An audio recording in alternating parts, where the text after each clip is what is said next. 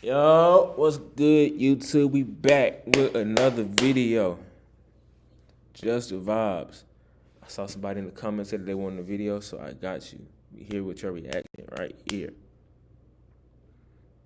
It's prison story Debo on the walk.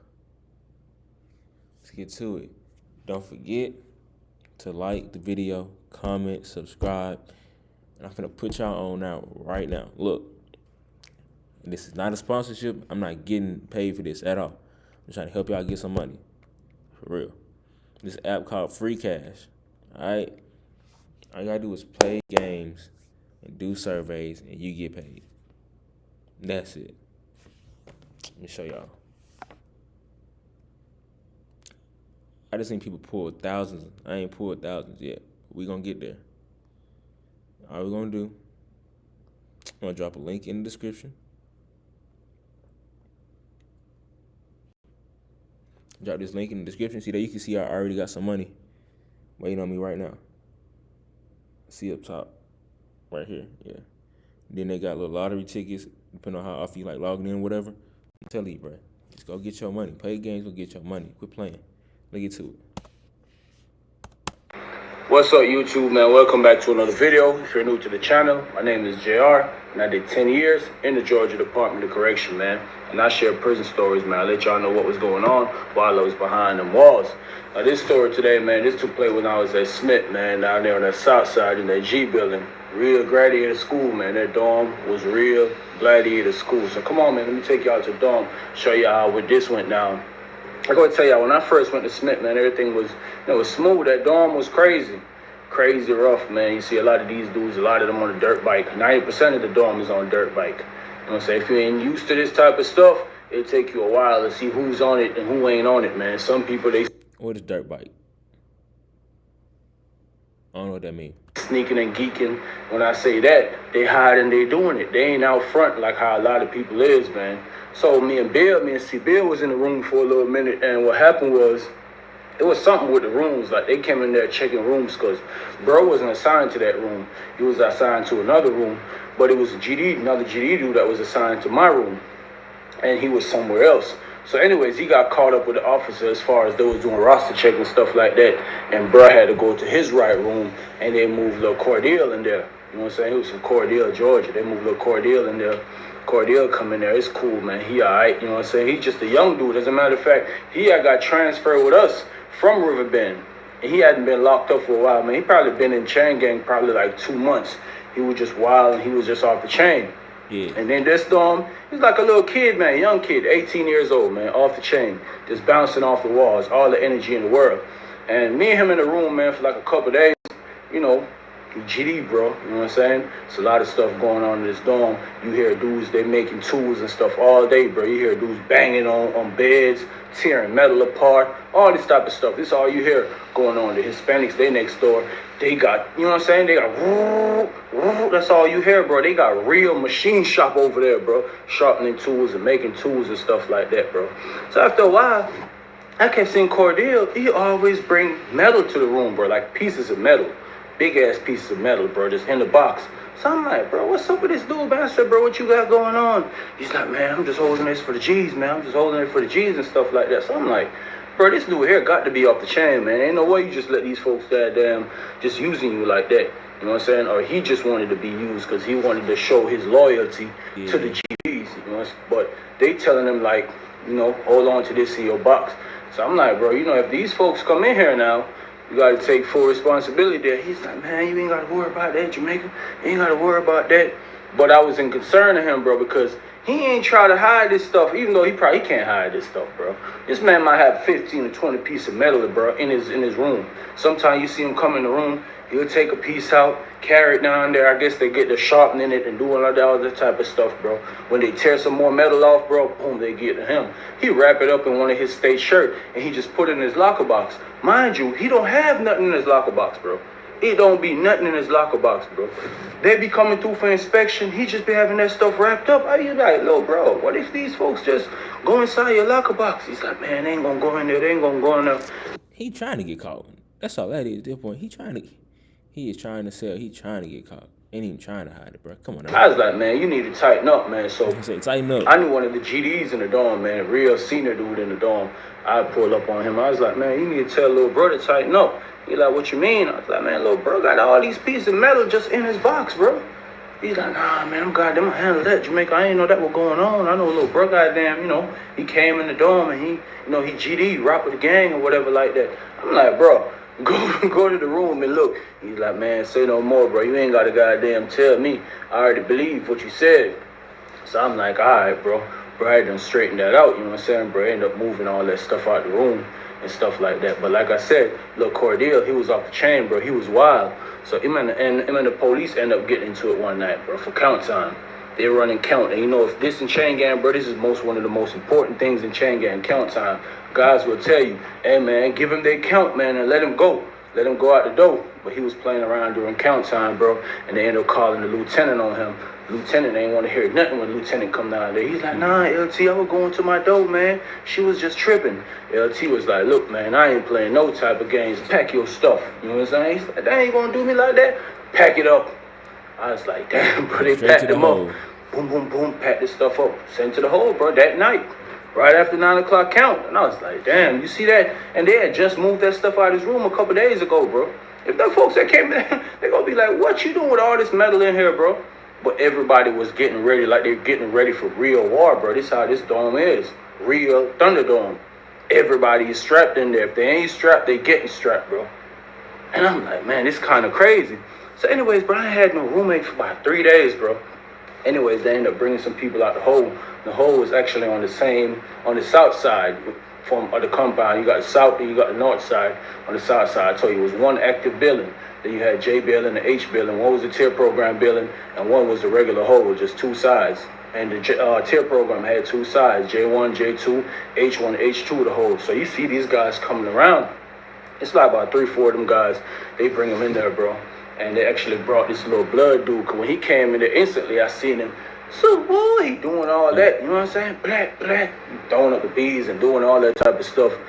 And he ended up coming to my room, bro. Came to my room. He was pretty cool when he came up there. He's like, man, what's up, bro? You know what I'm saying? He's like, my name Rich, bro. You know what I'm saying? He's like, what going on? He's like, you homie? I was like, nah. He's like, what you is? I said, shit, bro, I'm Jamaican. You know what I'm saying?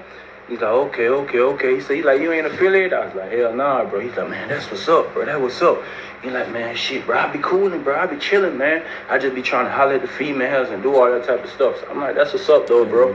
So, he was telling me, like, he been down there for 2 years. He was like, man, this some BS, bro. He was like, how long you been down there? And I was telling him. And he was like, man, you got to get to that north side of the compound, bro. He's like, man, the south side ain't talking about nothing. He said, when you on the south side, it's pretty much dead. Everything on the north side. So if you trying to get your little hustle on and all that type of stuff, he's like, man, the north side is better. He's like, man, I don't think I'm going to be in this dorm too long. He's like, man, I hate G building. I hate coming over here. Don't know females be coming over here to work like that all the time. They send these old busted females, and that's all that they had over there. All the young females and stuff, they not coming over here to work, bro. These are the trenches over here. You know what I'm saying? Every chain gang, you going to have some dorms like the trenches. And these was the trenches over here, bro. Dudes just chain ganging. That's all that's going on around here. So anyways, bro, he be in the room and he pretty cool, bro. He pretty all right. So one day now, the officer came in the dorm, bro, and it was like, man, lockdown, maintenance gonna come and do some work in here. And usually when maintenance come around, they do all that stuff, bro. If your toilet clogged up, they come around and this. If your sink ain't working, they come around and fix it. The lock on the door messed up. Anything, bro. The maintenance man is gonna come around, but guess who's doing the work? The inmate. You know what I'm saying? Those who are on that maintenance detail. And it's pretty hard. If you've been in chain gang, bro, that's probably one of the hardest detail to get on, bro, is the maintenance detail. One thing I didn't understand is why the inmates be taking their job so serious. You don't get paid. Unless you got all day, you ain't getting paid, so why would you take your job so serious? But, hey, whatever. I don't know. So anyways, bro, she like, man, y'all lockdown or whatever like that. Boom, I go in the room, she walking around slamming doors. Boom. If you're using the default Mac apps. All right, so we don't care. Reading is good, guys, but don't read and drive. It's a bad habit. Don't pick it up. Boom. boom, slamming doors, running dudes in their room. Y'all get in the room, man. So these folks come in here and do what they do. So y'all come back off of lockdown. And the maintenance crew was actually in the salad port. That's the door from the inside of the dorm to the outside. It's a section in between those two doors. That's where the maintenance crew was waiting at. It was two guys, man, and it was a maintenance man. They call him a maintenance man. They don't really do nothing, bro. The inmates do all the work, bro. They just come around and monitor them. They'll sit down and watch them while they do everything, make sure they ain't doing nothing crazy. Just supervising them. That's all they doing. So she pretty much came around, locked the door. She reached in my room. She was like, "Where your bunkmate at?" I was like, "I don't know." She looked on the floor. It's like about 3 dudes out there. She was like, "Man, if you ain't in your room, man, you ain't coming to your room, you get locked out." Boom, she slammed the door. I hear him out there. "Hey, man, they my room, man. They my room, McCarter. They my room, man. They my room." She was like, "All right, you locked out now. You know what I'm saying? You gonna have to stand by your door till I go deal with the next side and I go back in the booth. I tell the open the door." So he's like, "Man, just tell her to pop the door." So I'm looking through the window. He like, man, he go to the booth. He tell her, "Hey, pop the door, man. Pop the door." So she's like, "Come and stand beside your door." Anyways, he came and stand beside his door. And the other two dudes, she put him to stand beside their door or whatever like that, bro. Anyways, bro out there for like 30 minutes, bro. The maintenance crew, they came in here already. They came in here and they started downstairs, down on that left-hand side downstairs, messing with somebody locked. They were doing something, somebody locked was messed up, and some more toilets and stuff. So they were just going around the dorm. Usually, like I said, when your stuff mess up in the chain gang, bro, you might just put in a report. You tell the officer, and they'll put in like a maintenance report, and they'll go into the maintenance, and they'll come orderly. You feel me? They might have some more stuff to do before that. So once they in the dorm and they doing their thing, he's standing by the door, and I'm standing up at the window. He's like, "Man, I'm trying to come in the room, man. She just got me standing right here. If I move and I go downstairs, old girl in the booth gonna be tripping." I was like, "Bro, you probably just got to stand right there, whatever like that." So anyway, man, the school moving around. I guess the officer went back in the booth because I hear the door pop. Boom. Door pop. He opened the door. He come in. He pulled the door just a little bit up. You know what I'm saying? It looked like it's closed. So I heard the officer, "Make sure y'all lock them doors, man. Make sure y'all lock the doors," or whatever like that. So anyways, he ain't locked the door, bro. He just standing in the door. I went and laid back in the bunk like this. He looking outside the door and stuff like that. But I guess the maintenance guys, they had him came upstairs on outside. So I see him peeking through the door every minute, peeking through the door every time, bro. And it was this white dude on the maintenance crew. I knew him from the county jail, man. Stan was pretty cool. Stan was down there working on the door. I asked him, I was like, which white dude it is? Like a skinny white dude with tattoos and stuff? He's like, "Yeah." I was like, "Yeah, man, Stan. I know Stan from the county. Stan pretty cool." But bro was just looking out there every second. He's like, man, Rube, I'm finna bust a move. So I'm like, "What you got going on?" He's like, "I'm finna bust a move real quick. I see something. I want something." So I'm like, "Shit, all right, bro." Anyway, boom. He ran out of the room. He ran back real fast, bro.